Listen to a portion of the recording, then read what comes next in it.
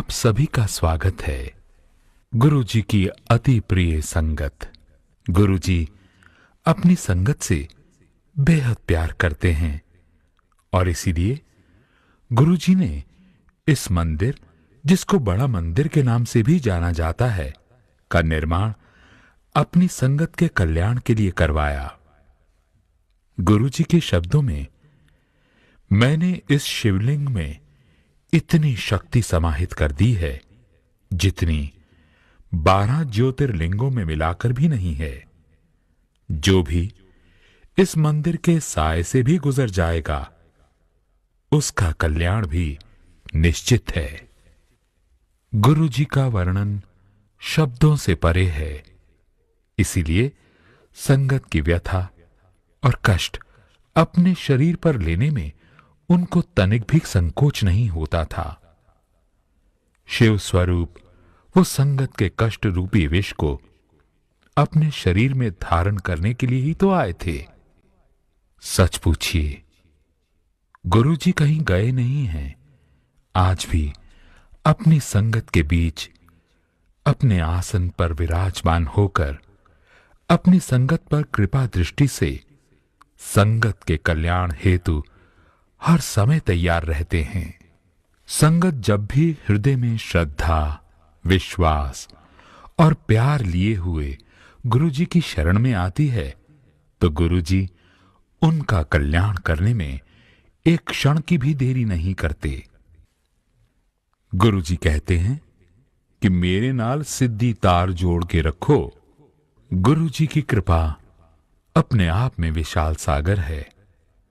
वो आपको सब कुछ देने की क्षमता रखते हैं, लेकिन समय वो खुद सुनिश्चित करते हैं कि कब किसको क्या दिया जाए।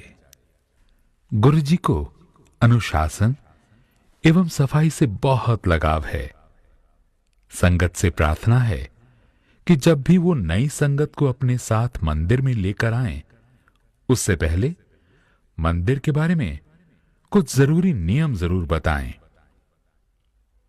गाड़ी पार्क करते समय सेवादार जिस प्रकार से और जहां पर भी आपको गाड़ी खड़ी करने के लिए कहे, उसकी बात को अवश्य माने। उद्देश्य बस वही कि आने जाने में संगत को कोई भी असुविधा ना हो। और हां, गाड़ी में अपना कोई भी कीमती सामान ना छोड़ें। गाड़ी खड़ी करने के उपरांत शू स्टैंड पर ही अपने जूते उतारें।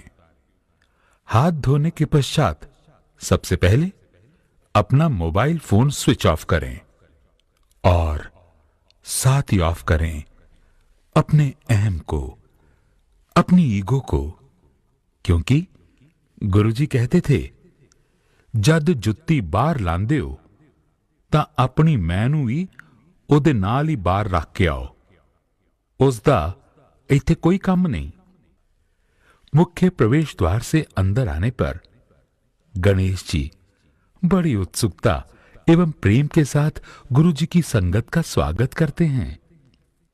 गुरु जी की समाधि स्थल पर प्रवेश करने से पहले कोई भी बैग इत्यादि अगर आपके पास है तो उसे समाधि स्थल पर अंदर मत लेकर जाएं। समाधि स्थल पर ना अखंड ज्योति को और ना ही समाधि को छुएं। समाधि स्थल पर सेवादार की बात का पूर्ण रूप से अनुसरण करें। समाधि स्थल पर गुरु जी को प्रणाम करके आपके हृदय में स्वयं ही एक आभास हो जाता है कि आप यहां पर गुरु जी की आज्ञा एवं आदेशानुसार ही आए हैं और आपके जाने बिना ही आपकी परमात्मा की खोज पूरी हो गई है। आपने पूर्ण गुरु को प्राप्त कर लिया है और एक अनोखा बंधन आप और आपके आराध्य के बीच स्थापित हो गया है। समाधि स्थल से आप सीधा मंदिर के मुख्य हॉल की तरफ प्रस्थान करें। गुरु जी को प्रणाम करने के बाद आपको जिस जगह सेवादार बैठने के लिए कहे, कृपया वहीं पर प्रेम पूर्वक बैठ जाएं। मंदिर के मुख्य हॉल में एवं प्रांगण में आपको 2 अमृत प्रसाद मिलते हैं। पहला चाय प्रसाद और दूसरा लगातार बहती गुरबाणी की अमृत धारा। ये चाय प्रसाद आपके लिए ब्लेसिंग्स हैं। इसे जब तक सेवादार आपसे ना कहे किसी दूसरी संगत को पास ऑन ना करें।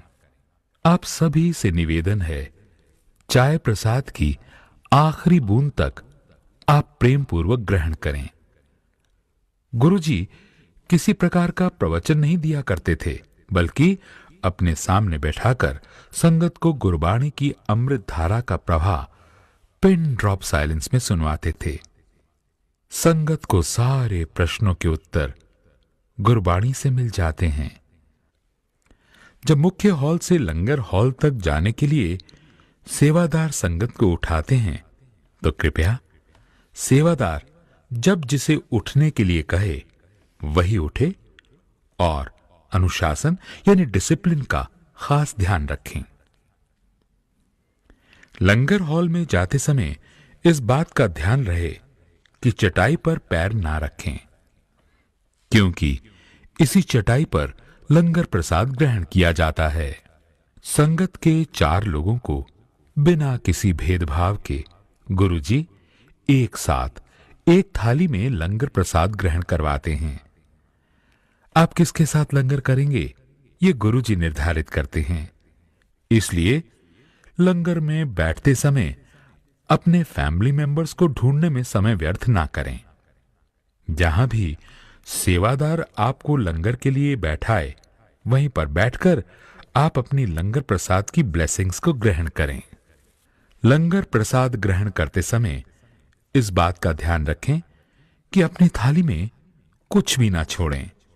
जल प्रसाद ग्रहण करने के पश्चात सामने एग्जिट गेट से आप शू स्टैंड की तरफ प्रस्थान कर जाएं। गुरुजी के अनुसार मंदिर से सीधे अपने घर जाएं और रास्ते में खड़े होकर बातचीत ना करें, क्योंकि मंदिर से सीधे अपने घर जाने में गुरुजी की ब्लेसिंग्स आपके साथ सीधे घर तक जाती हैं। याद रहे, अनुशासन मानवता की शक्ति है और मानवता की राह पर चलकर ही परमात्मा को प्राप्त किया जा सकता है। जय गुरु जी।